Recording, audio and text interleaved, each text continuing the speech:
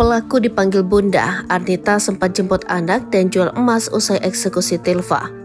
Detik-detik sebelum nyawanya berakhir, Tilva Azahra Moko Agung sempat menyebut Bunda. Ternyata ucapan itu ia ucapkan bukan ditujukan untuk ibu kandungnya, melainkan diarahkan untuk pelaku yang ternyata selama ini sudah dianggap korban seperti ibunya sendiri.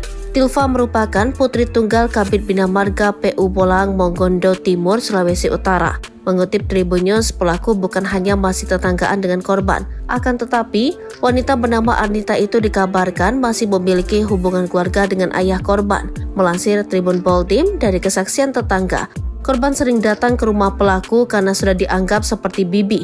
Kapolres Poltim AKBP Sugeng Setio Budi mengatakan terungkap permintaan korban kepada pelaku. Bocah berusia 8 tahun tersebut sempat meminta pelaku untuk menggendongnya.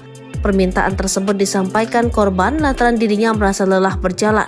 Pelaku pun mengabulkan permintaan korban tersebut.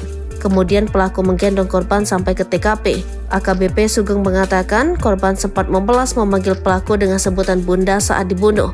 Kala itu, tubuh pelaku sudah menindih tubuh mungil korban. Berharap akal sehat pelaku kembali terbuka, korban berteriak, "Jangan Bunda." Panggilan Bunda itu memperlihatkan betapa dekatnya hubungan korban dengan pelaku. AKBP Sugeng juga mengungkap pelaku melakukan aksi pembunuhan karena terobsesi film thriller. Pelaku tersebut kerap menonton film yang menceritakan aksi kriminalitas. Sugeng mengungkapkan pelaku sempat pulang ke rumah untuk mandi dan sholat setelah menjalankan aksinya.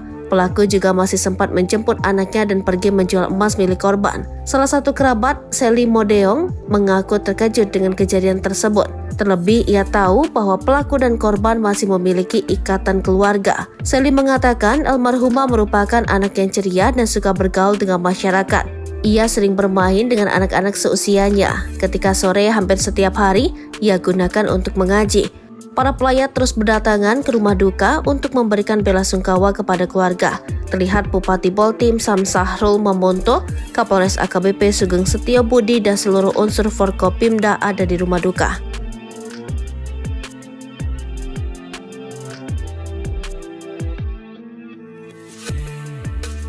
Download Tribun X sekarang, menghadirkan lokal menjadi Indonesia.